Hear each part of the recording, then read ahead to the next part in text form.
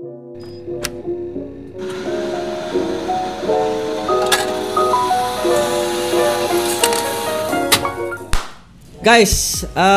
balik lagi di episode kali ini. Gua kedatangan tamu super spesial ya guys ya. Kenapa super spesial? Karena tamu gue yang berbadan besar ini namanya juga Mike. Dan gak tanggung-tanggung juga nama Mike itu bukan sekedar Mike, tapi Michael juga guys. Jadi buat lu semua dan yang nonton nih bakalan kebingungan. Karena kita di sini sengaja akan manggil Mike dan manggil Mike. Kita nggak bingung ya, bingung kalian. Enggak dong, gua kan tahu waktu gua manggil dia. Iya, kalau gua manggil Mike, dua-duanya nengok ya. Oh iya yang mana ya? Oh, iya. Oke, jadi sebelum kita masuk ke pertanyaan-pertanyaan yang sudah gua siapkan, gua mau nanya langsung to the point biar Gua kasih panggungnya langsung ke lu untuk ngejelasin siapa lu dan apa sih itu Mike C Garage. Silakan. Oke, thank you dulu nih buat raja terakhir. Yoi. Kita minder kalau di depan raja terakhir. Ya? Oke guys, jadi Mike C Garage itu awalnya dari pertama milih nama nih, mau jualan mainan diecast nih pakai nama tokonya apa. Pertama sih masih online jualannya. Jadi gue daripada ribet gue pakai nama sendiri, gue singkat dari Michael C jadi Mike C gitu kan. Oke. Biar ada bule-bule dikit lah gitu kan. Padahal Michael udah bule ya. Biasanya kan panggil nickname-nya jadi Mike C. So make it simple jadi Mike C. Terus terciptalah ini toko online-nya di Facebook. Jadi pertama kali kita dagang itu di Facebook. Oke. Jadi sebenarnya sebelum dagang masih kayak jadi bidder-bidder di lelang-lelangan orang gitu kan. Oh, jadi lu awalnya juga sebelum dagang lu kolektor yang ngebitin bidder orang. ujung-ujungnya jadi super serius. Bener. Dan jadi oke, lanjut. Nah, jadi waktu pertama kali gua buka toko si online Mike C Garage ini sebenarnya banyak ceritanya juga bro. Jadi gue dulu tuh awalnya dari koleksi seperti gue bilang, koleksinya kebanyakan, nyonya ngoceh. Masalah kita semua ya guys. Tipikal banget ya. Iya, masalah kita semua. Ya, jadi hampir setahun lebih gue tuh selalu bilangnya kalau ikut bid, lelang segala macam, paket datang bilangnya buat jual lagi. Jadi kayak lama-lama kan nggak bisa ngebohong juga kan. Lama-lama kayak dia ini harus gue lepas nih kayaknya. Iya, lu belanja, lu bilang mau jual lagi tapi lulus. Karena gue dulu hobinya pajang, dilus semua segala macam, bener-bener nggak di keep di kartnya. Gue demennya dulu ngelus. Karena buat gue lu beli, masa lu nggak pegang-pegang gitu kan? Itu catat ya guys, catat ya. Jadi buat kalian kolektor kardus ya, ke laut aja kalian ya. Ribut, jangan marah ya gitu. Oke lanjut Mike. Dia komporin gitu. Jadi dari situ gua jadi kayak ketahuan gitu kan, maksudnya kayak lu mau bilang jualan tapi barangnya kok dihancurin gitu kan, kasarnya kerja taunya kan kenapa dibuka. Terus akhirnya dia bilang udah lu gini deh, lu pilih deh, lu yang mau tidur di luar, pemainan lu yang tidur di luar. From there, gue bener-bener niat jualan, mulai jualannya kecil-kecil. Namanya dari kolektor kan kita beli apa yang kita suka kan, bukan yang orang lain suka karena. Iya dong, kan sebenarnya kan awalnya dari lu buat sendiri, lu gitu kan. Nah akhirnya dari situ gue mulai kok gue beli 35.000, orang dibeli tempat gue cuma lakunya 30.000 gitu kan, udah rugi kan. Jadi kayak gitu-gitu gue mulai cari tuh, gue explore apa sih temen-temen di luar sana yang sukanya di luar dari yang gue suka. Jadi mulai belajar lah, kita surf ke online segala macem, liatin lelangan orang, oh ini ngebitnya sampai segini, oh berarti ada nih pasarnya kayak gitu. Nah gue mulai ngebit di situ, di lelangan-lelang tuh banyak banget bro. Jadi bener-bener kayak setiap lelangan gue masukin customernya, pelelang tuh gue mulai add-in gitu kan, jadi customernya gue mulai dari situ sih. Tapi setahun pertama itu susah. Lebih belajar nyari ini lebih kayak berusaha mencari tahu lahannya seperti apa sih, orangnya siapa aja sih, grupnya apa aja. Maksudnya lebih proses pembelajaran nih setahun pertama itu ya. Yes, karena di lu kan kalau ngebit lelang itu kan saingannya bukan seller aja kan, kolektor juga. Berarti harganya kadang-kadang udah max gitu, kayak wah ini buat jual lagi udah nggak bisa gitu kan. Tapi dari situ gue belajar, oh ini maxnya segini, berarti harga pasaran segini. Mulailah kenalan sama si pelelang ini, bos bisa supply nggak segala macam kayak gitu kan, dari langganan. Kan nggak semua pelelang maksudnya kayak bisa open supply juga kan, mereka juga kadang-kadang kan nggak open kan, karena kalau mereka jual ke pedagang otomatis harga mereka kan nggak tinggi-tinggi amat. Bener, kan gue mendingan jual ke end user ya kan. Gue nggak perlu gue udah punya customer gitu. Dan ini takes time juga, karena dari cari relasi itu yang menurut gue sampai sekarang gue belajar relasi itu paling penting. Kadang-kadang duit lu nggak laku bro, You know Iya, what I'm saying? benar, Lu punya benar. duit, Benar. lu punya duit belum dulu dapat barang. Bener. Tapi ketika lu punya relasi, kadang-kadang lu dapat barang dulu, bayarnya nanti Betul. gitu. Itu juga yang gue sempat ditanya juga sama ada teman gue yang nanya, Mike, gue jual barang sama Singer ini di bawah harga lu, tapi nggak laku-laku. Tapi kalau gue titip di lu jual lebih mahal atau lu ambilin untung, tetap lakunya lebih cepat di lu. Ya karena balik lagi, udah trust ya, koneksinya Exactly. udah ada. Ya. Orang udah tahu gue main robot gitu kan, kecuali tiba-tiba di Tokopedia gue jual rice cooker mungkin agak-agak aneh kan ya, tapi ya maksudnya itu udah trust dan udah jadi gitu, udah pakemnya udah jadi gitu. Ya itu yang mungkin susah dibangun ya kan. Ngebangun brand image kita punya toko memang takes time sih. Itu Yes. banyak banget. Yang gua tahu sekarang tuh kayak dulu gua mikir, oh gua beli 35.000, gua jual 30.000, berarti gua rugi goceng. Ternyata enggak, bro. Setelah gua ngerti sekarang, oh itu ya duit promo gua. Yes. Jadi orang kayak gini, misalnya Bro Mike jual di online harga segini, saya jual harga segini. Kenapa gua harus beli sama ini seller baru yang baru nongol, tiba-tiba baru jualan? Mendingan gue beli sama ini yang udah ketahuan jelas, setahun, 2 trustable tahun, ya kan? Yes, itu memang takes time sih. Jadi kayak gitu-gitu, ketika mereka belinya lebih murah dari kita, dikirim dan sampai barangnya oke, wah ini benar nih. Jadi the goceng yang gua anggap rugi itu sebenarnya the price that you have to. Iya, budget promo lah ibaratnya Iya. lah guys. Kan budget promo ada macam-macam ya, ada Tokopedia Ads, ada Facebook Ads, ada Exactly. ya lu ngasih free bubble wrap Yeah. ya kan, atau lu ngasih free ongkir. Free Itu ongkir. sebenarnya nggak ada, itu sebenarnya yang bayar adalah si penjual. Ya, Itu lebih ke cara-cara kita buat Iya. reach apa ya? Reach customer lah. market yang menurut kita masih baru gitu. betul. Dan ini banyak sekali sih, banyak teman-teman gue juga yang ngerasa kalau dalam setahun 2 tahun ngelakuin hal ini tuh maunya instan kadang-kadang. Ya, itu banyak Dan, kejadian. Susah. Bisnis diecast kayaknya nggak bagus nih. Memang awalnya kayak gitu sih. Apapun bisnis lu sih guys, bukan diecast aja, apapun Iya. bisnis lu ya awalnya pasti struggling. Kecuali lu nurusin bisnis orang tua lu ya yang Iya, udah jadi udah- gitu, udah itu ada lain rekodnya ya. Itu lain cerita ya kan, tapi ya nggak kayak gitu ya. Kalau kita mulai sendiri apapun bisnisnya ya belajarlah sama bapak yang satu ini ya. Mike nanya lagi nih. Iya. Oke, nanya lagi sebentar ya Mike Iya, ya. iya, iya. Koleksi pertama lu apa Mike? Koleksi- Untuk di diecast ya maksudnya? Di diecast gue pertama kali tuh gue paling suka dulu tuh American Car. American Car. Gue pernah di Amerika kan, jadi kayak nggak bisa beli mobil aslinya, gue beli mainannya. Awalnya gue ditawarin sama salah satu cousin gue, justru itu gara-gara racunnya itu ditawarin, nih American Car nih, kan Muscle car ya? Muscle car, kayak gitu-gitu. Gue suka, gue koleksi, pokoknya mereknya apalah segala macam, maksudnya brand Hot Wheels tapi dia punya castingannya, modelnya macam-macam, yang penting American Car gue beli gitu. Sedangkan kan kadang-kadang di Hot Wheels suka modelnya sama, warnanya beda-beda Iya, kan, kadang-kadang variannya. bannya doang dibedain, kadang-kadang blisternya doang Yeah. dibedain Kalau ya lu kan. udah ngebuka 1-2 biji, pasti kan yang berikutnya lu buka buat lu pajang barang Yeah. gitu kan. Yeah. Nah itu justru gara-gara jadi karena kebanyakan dilus, orang mikir kan ini orang mau jualan tapi kok barangnya dibukain semua gitu. Jadi gua pertama kali sih American Muscle dan gua gila banget sampai 800 sampai 1000 itu dalam waktu 3 bulan sampai 4 bulan. Kebayang sih kalau dia gilanya, soalnya kalau gue lihat di YouTube-nya atau di Tokopedia-nya sih haram jadah memang barangnya gitu kan. Jadi ya gue kira-kira kebayang lah guys ya. Terus barang-barang yang lu punya nih yang termahal itu yang pernah lu beli apa? Barang yang sebagai kolektor termahal yang pernah lu beli apa? Sebagai pedagang yang termahal pernah lu jual juga apa? Karena gua ada bocoran-bocoran, kira-kira gue tahu nih lu pernah jualin berapa puluh juta gitu kan. Oke, jadi gini ya, kalau sekarang gue sebenarnya udah nggak koleksi. Tak bohong lo. Bener. Gue sekarang pure jualan dan kayak. Mana bisa bro? Gue kasih tau dulu ceritanya nih. Jadi kenapa gue nggak terlalu koleksi? Gue koleksi tapi nggak kayak yang dulu ya. Awal-awal kan waktu jualan lu ada duit lebih, lu koleksi sendiri buat ngumpulin diri lu, nyenengin diri lu sendiri lah. Nah waktu itu gue di toko tuh ada satu kolektor. He's very silent guy dan dia nggak pernah di online, tiba-tiba datang nongol, dia tawar koleksian gue. Jadi waktu dia nawar, dia minta semua model ini yang gue punya. Gue sebenarnya nggak jual. Jadi pada saat titik itu kayak, gue gimana cara nolaknya? Gue bilang, oh ini nggak dijual. Lu gimana? Toko kok lu nggak jual? Lu penjual tapi lu nggak jualan barang. Nah jadi kayak gitu-gitu terus dia kayak walk away, kayak kecewa gitu kan. Tapi dia tetap trying gitu. Dia datang lagi sampai 2-3 kali. Akhirnya gue bilang cara nolaknya gimana? Ya udahlah, gue jual mahal aja. Yeah. Maksudnya supaya Kalau lu mau, kalau enggak ya itu that's my price gitu that's my kan. price, gitu. Yoi. Akhirnya oke ini ada berapa aja segala macam. Akhirnya gue keluarin sampai yang rare-rare-nya, gue kasih harga semua gue. Maksudnya supaya nggak dibeli bro, Iya, bukan. tapi Berapa? Wah waktu itu pada saat itu gue ada 67 Camaro, itu satu koleksian plus RLC-nya ya pokoknya premiumnya, gue buka harga di 52 juta.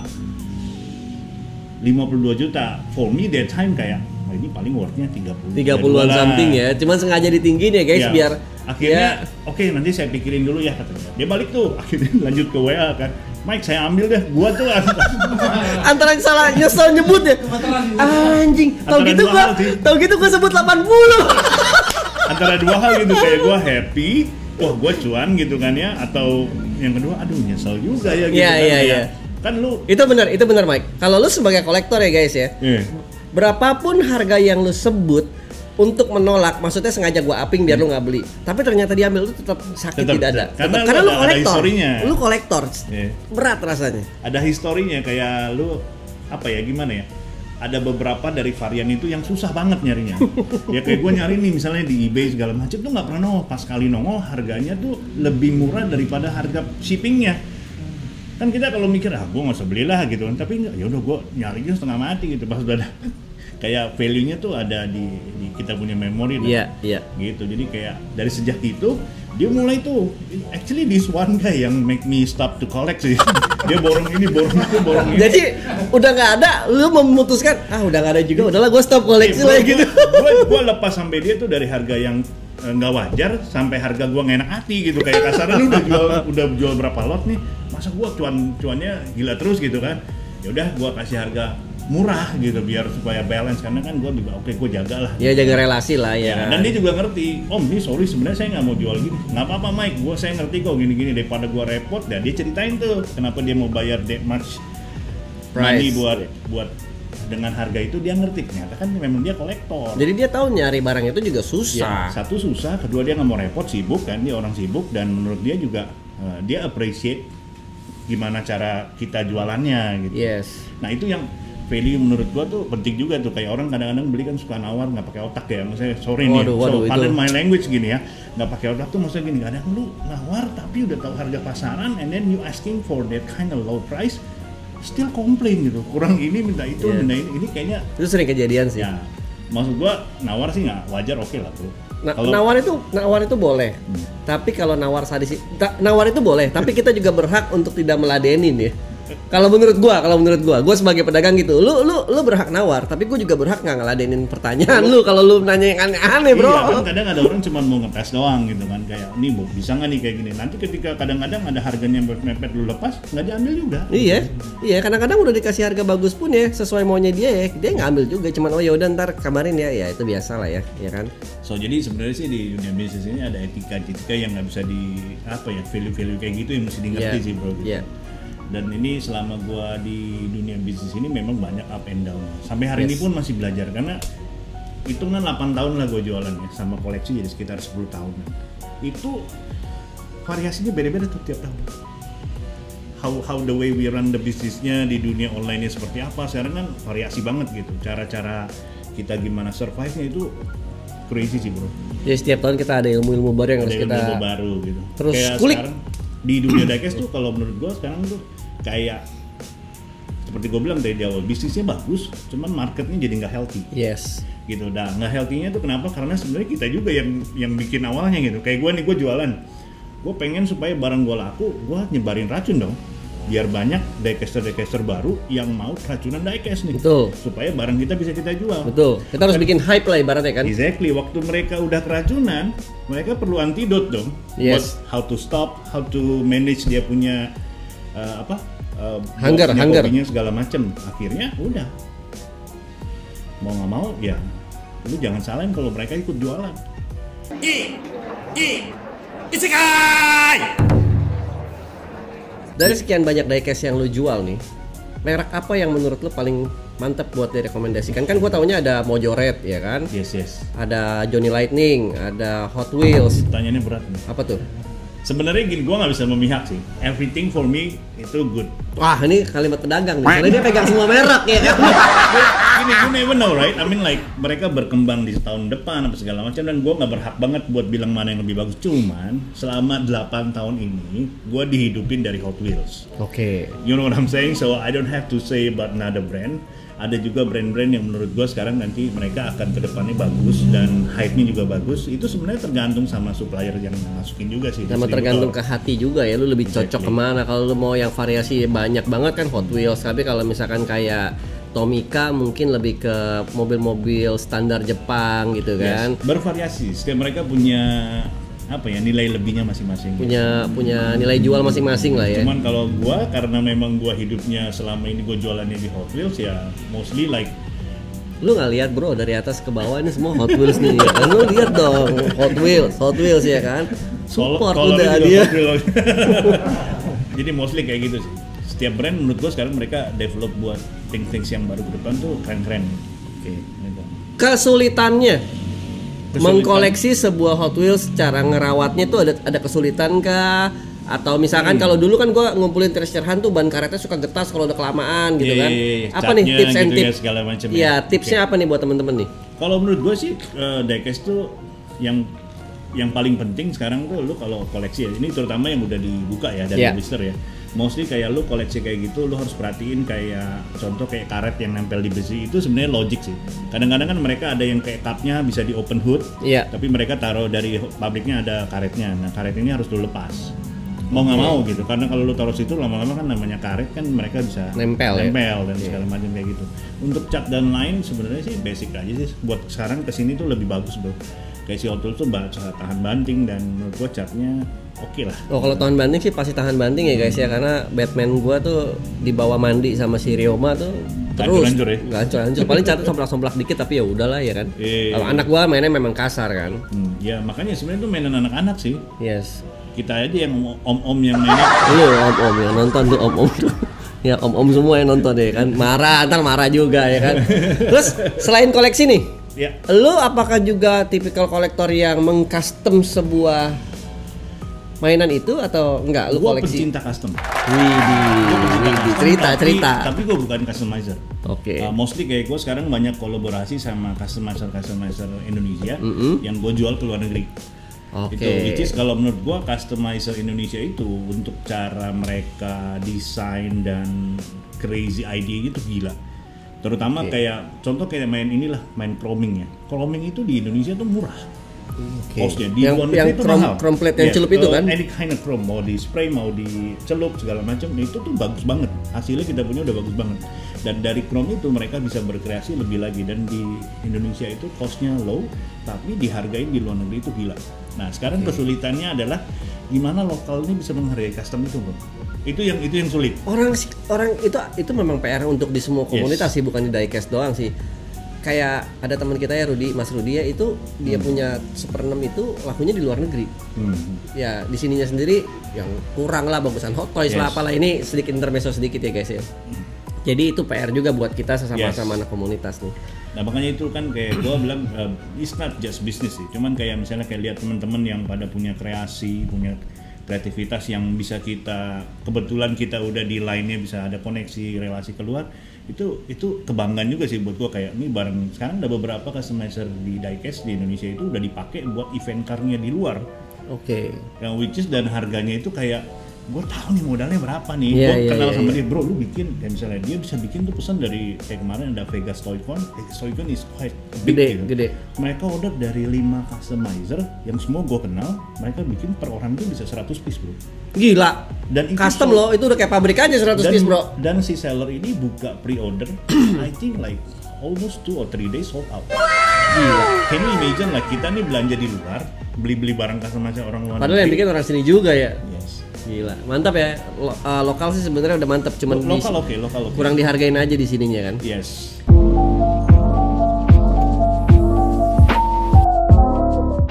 Untuk lu sebagai kolektor barang-barang ini sudah pasti ada yang namanya komunitasnya kan di Indonesia ini. Betul. Segede apa dan seaktif apa komunitasnya ini sendiri, dan cara joinnya bagaimana?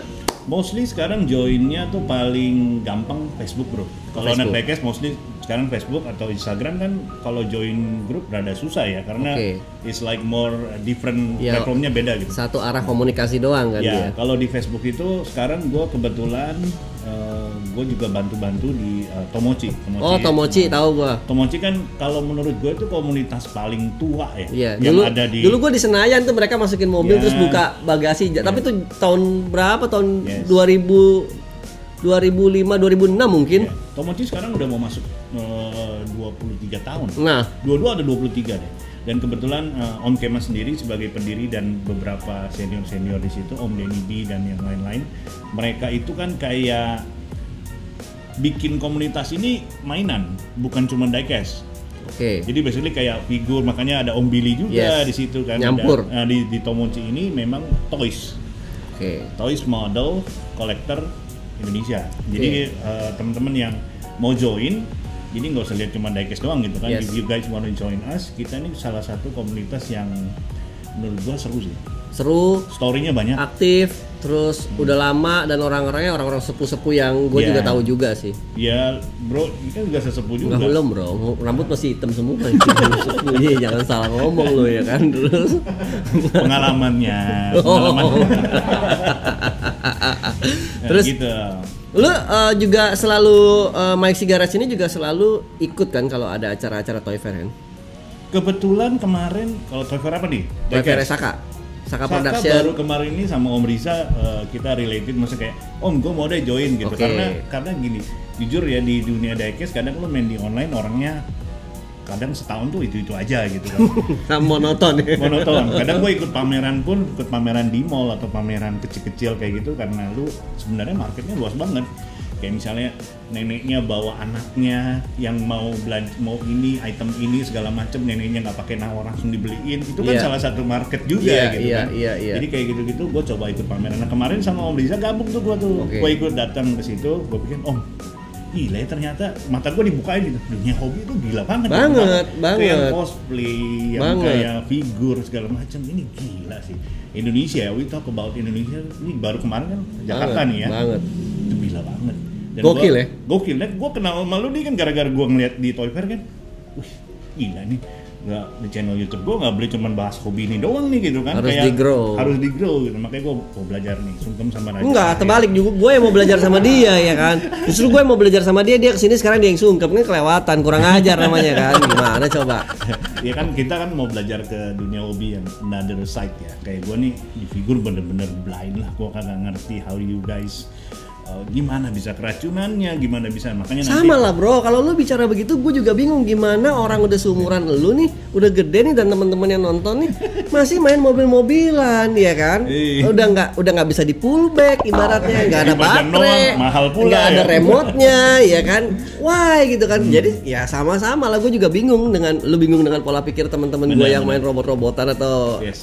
mainan-mainan ini, gue bingung dengan lu dan teman-teman lu yang main mobil-mobilan ya kan?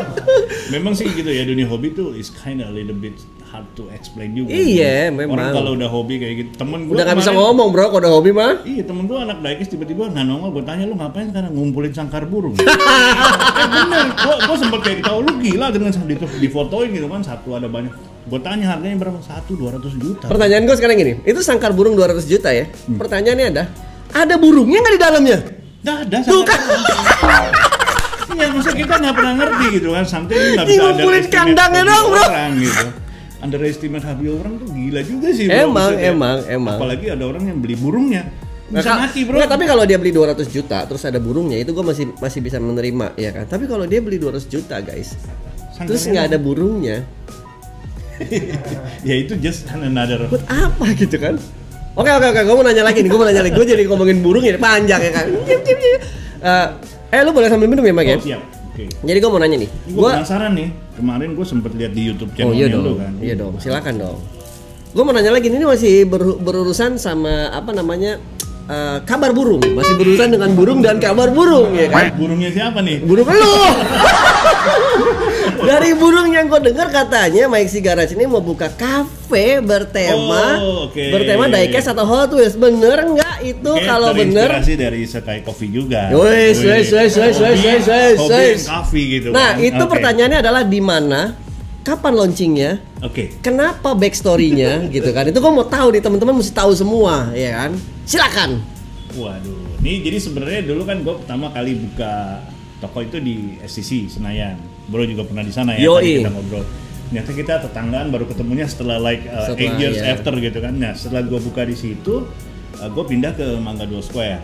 Nah waktu gue di Mangga 2 Square ini, gue sempat mau buka makanan bareng. Sorry, sebenarnya di SCC gue udah buka makanan ini. Gue jual kayak cheese steak tuh Philadelphia cheese steak. Cuman gue fusionin buat Indonesian taste lah gitu. Jadi kayak sandwich gitu, gue buka dari dunia hobi gue ada cash flow lebih, gue buka another business. Ada cash flow lebih, tandanya bisnis diecast-nya cing ya kan. Tapi kan ada struggle lagi tuh bro. Nah, itu gitu jadi sebut, orang nggak perlu tahu.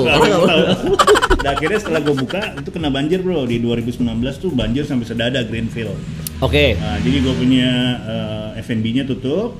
Gue pindah ke Mangga 2, gue sempet mau buka lagi tapi sedikit trauma, kayak apa ya, you know like if you have the product itu shutdown-nya cuman gara-gara bukan karena kesalahan yang karena kita tahu gitu kan, jadi lu kayak mau nyoba rada malas gitu, rada trauma gitu kan. Nah di Mangga 2 gue lihat perkembangan gue karena gue baru pindah toko. Mangga 2 gimana nih diecast gue, kalau udah oke, udah settle, gue baru berani buka another store gitu. Ternyata pandemi kan, itu pandeminya berkepanjangan, akhirnya gue nggak berani buka, gue tahan, gue pindah nih Kelapa Gading. Di Kelapa Gading gue baru buka, jadi diecast-nya jalan, udah online-nya di jalan. Sekarang kita mau buka yang tadinya udah sempat kena banjir ini, mau di reborn gitu. Jadi sebenarnya udah pernah jalan, cuman belum dimatengin. Sekarang ada kesempatan dan ada waktunya sekalian dimatengin. Betul, karena tempatnya juga memadai, bisa buat ada kafenya, bisa ada diecast-nya, jadi gue mau coba satuin gitu. Tempatnya nih, ngomong-ngomong tempat nih di Kelapa Gading di mananya bro? Sebenarnya gue belum publish sih, karena kita nih buka di Kelapa Gading Boulevard, itu di area Boulevard nanti pokoknya ada ya, nanti ada. Jadi rencana nih diecast-nya sendiri udah running sekarang, cuman belum ada COD, masih di online, kita online jalan. Nah si dapurnya lagi direnovasi, which is almost like 25% more lah gitu kan. Kadang-kadang kan belanjanya juga nyicil nih bro. Iya. Sama lah gue juga. Iya, dapurnya lah segala macam sekarang udah dekor, udah jadi. Kita sih rencana habis lebaran ini sekitar pertengahan bulan Mei kita mau launch gitu. Soft launch apa grand launching? Soft launch dulu lah. Jangan lupa undang Iseka ya. Undang raja terakhir pasti nggak boleh. Nggak boleh nggak diundang ya. Kita liputan nggak jelas, nanti kita kesana kita bawa mobil Tamiya. Mana tracknya bro? Nggak ada track Tamiya. Rese anjay. Terus kelebihannya si kafe yang bakalan lo bikin ini dibandingin kafe-kafe lain apa nih? Satu karena gue udah di komunitas, which is kayak di hobi gue kan banyak temen-temen yang kasarnya gue bakal punya customer yang udah gue kenal nih. Kayak mereka main ke tempat diecast gue juga udah pernah, mereka kadang belanja online maunya COD gitu kan. Gue bikin satu tempat yang kayak let's gathering gitu di tempat ini segala macem. Lu mau jualan di toko gue nggak apa-apa. Kalau dulu kan gue punya toko, lu jangan jualan di toko gue dong. Iya, itu kan nggak sopan ibaratnya kan. Sekarang lu boleh jualan di toko gue, asal lu minum kopi gue. Iya dong, itu cengli ya kan. Dong, ibaratnya lu mau COD sama orang nih, lu no problem. A sama B mau COD-an atau sekedar mau ngobrol-ngobrol. Kok gue punya treasure hunt rusak nih begini, lu punya begini nggak sih? Ya lu nggak apa-apa, yang penting lu pesen kopi lah ya. Jadi kayak satu tempat yang menurut gue community hub ibaratnya ya. Mostly ya. Like 70%, dan gue makanan yang gue mau coba introduce ini sendiri kan kayak sesuatu yang nggak baru tapi nggak banyak gitu. Nggak baru tapi nggak banyak. Ini sesuatu kayak Philadelphia cheese steak, orang mostly tahu, tapi nggak banyak orang jual ini. Jadi gue mau bikin sesuatu yang different, kayak kalau mau makan Philly cheese steak yang best tuh harus ke tempat ini loh. Nanti kita cobain Philly cheese steak ya di Philadelphia. Itu kan memang terkenal kotanya orang Indonesia ya. Dulu kalau waktu gue lagi di US itu, dulu gue sengaja ke dari Delaware beli rokok di Delaware karena kan gratis, nggak ada tax kan. Terus habis itu balik lagi ke Philly. Jadi memang itu semuanya di Philly itu orang Indonesia semua. Pusatnya orang Indonesia itu di Philadelphia semua. Ada satu tempat di sana dulu, gue nggak tahu masih ada apa enggak, dia jual nasi uduk segala macam. Ya pokoknya yang punya juga orang Indonesia juga. Memang kotanya orang Indonesia aja sih. Iya, mostly itu ada nama rumah-rumah tempat tinggal juga, ada rumah kuning, rumah merah, gitu, dicat-cat gitu kan. Terus Mike, kasih tau dong Mike ke teman-teman yang lagi pada nonton ini, sosial medianya lu tuh apa untuk si Mike Cigarettes ini ya. Jadi buat teman-teman mungkin yang, atau sekalian kasih tau sama link Tokopedia-nya, link Facebook-nya, jadi teman-teman bisa tahu. Sebenarnya gue gampang sih, semuanya Mike Cigarettes. Kayak gue Oke. punya YouTube channel tuh Mike C Garage and Life. Jadi which is gue di situ bahas tentang hobi sama motivasi lah. Oke, motivasi ini. Motivasi yang Tanam simple-simple uang aja. kamu di sini ya. Mana Nanti naik. duitnya? Dari mana duitnya? Oke. Balik lagi. Jadi Oke, sosial medianya apa aja kasih tahu? Sekarang Facebook itu karena kita pelelang yang cukup aktif, jadi kita ada beberapa akun. Yang C Michael, SIE, spasi Michael, sama yang Mike C Garage. Biasanya gue pakai dua ini buat misalnya lelang ini belum tutup, gue buka di sini. Jadi kayak Oke, dua toko lah sebenarnya oke, gitu. oke. Jadi gue lebih mostly sekarang 80% sebenarnya online. Nah terus Tokopedia-nya Mike C Garage juga, dan apa lagi? YouTube dong, YouTube. Mike C Garage and Live. Kalau Instagram ada? Instagramnya Mike C Garage. Ya, oh, jadi. TikTok ada TikTok. TikTok C Michael.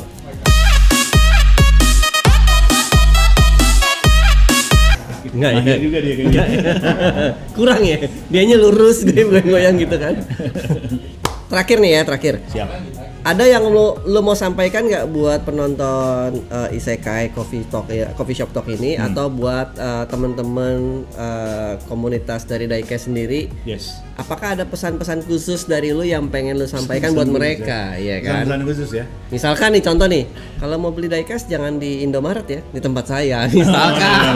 Karena gue di endorse juga Indomaret. Nah. Wah sebenarnya kalau hobi itu menurut gue sih kayak sekarang kan lebih kayak ke blok-blok ya. Kayak gue sama lo nih baru kenal dan ada ngomongan yang bisa nyambungnya, it takes time gitu kan.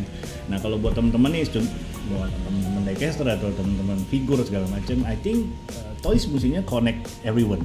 Iya. You know, like no matter Yeah. what gitu ya, this kind of hobby mestinya bisa mengkonekkan setiap orang gitu. Gue yakin kalau teman-teman yang beneran kolektor mempunyai pemikiran seperti itu. Yang mempunyai pemikiran tidak seperti itu adalah mereka yang menobatkan dirinya sebagai kolektor. Contoh nih. Ada tipikal mainan tersendiri yang ngerasa gini, oh lu kalau mainan-mainan Gundam lu bukan level gua. Ada orang-orang yang punya pemikiran begitu. Sebenarnya menurut gua pribadi, mereka justru bukan kolektor. Kalau lu kolektor, lu bukan masalah murah atau mahalnya. Masalahnya adalah hati lu itu ada di barang itu nggak? Lu punya special attachment nggak ke Yes. barang itu? Di saat lu punya, lu bisa menghargai kolektor lain. Exactly. Bukan masalah mahal atau murah, guys. Gua nggak usah sebut lah mainannya apa. Jadi mereka tuh ngerasanya, oh, Eksklusif ya. ya mereka ngerasanya mereka lebih karena mereka melihat dari sudut pandang duit. Itu Mainan yang- gua lebih mahal. Itu yang menurut Jadi gua membuat harus jadi kotak-kotak, tau gak? Itu menurut gua kayak suatu perkara yang wah itu kecil tapi sebenarnya danger juga Dan gitu bro. mereka kelempotan mereka komplotan mereka itu nggak lama, paling main 2 tahun 3 tahun habis itu Hilang. barangnya dijual-jualin. Karena mereka juga nggak ada hatinya di situ, cuman social climber doang. Yang kebetulan social climbingnya pakai alat yaitu mainan gitu kan. Sama sih seperti kayak gue nih, kita sebagai seller karena hati gue di diecast juga. Di seller ini kan nggak selalu mulus ya bro, karena ada namanya yang persaingan, lu nggak bisa hindarin, lu harus deal with it gitu kan, lu harus adaptasi gimana cara kayak pasar harganya lagi naik turun segala macam ya, lu harus adaptasi. Makanya salah satu kenapa gue buka cafe ini, kalau misalnya gue lihat pasarnya lagi nggak healthy, gue harus cari cara supaya gue bisa bertahan di Ada dunia backup, hobi ini. ada backup gitu. plan ya. Oke guys, jadi gitu aja dulu Alright. di episode kita Coffee Shop Talk kali ini bersama Seru, Mike seru, dari Mike C Garage ya. Thank you. Buat teman-teman yang nonton, kalau ada pertanyaan tambahan silakan langsung di komen di bawah atau langsung juga di share. Yang pasti harus di share biar teman-teman juga tahu. Dan kalau belum ada yang keracunan, biar keracunan ya kan. Biar tambah gede komunitasnya, biar tambah banyak teman-temannya. Terus jangan lupa juga di subscribe, langsung dinyalain juga loncengnya. Jadi segitu aja dulu bersama gua Mike dan Mike juga. Yoi. Mike dan Mike juga. Oke, peace out ya guys ya. Thank you ya. Bye bye.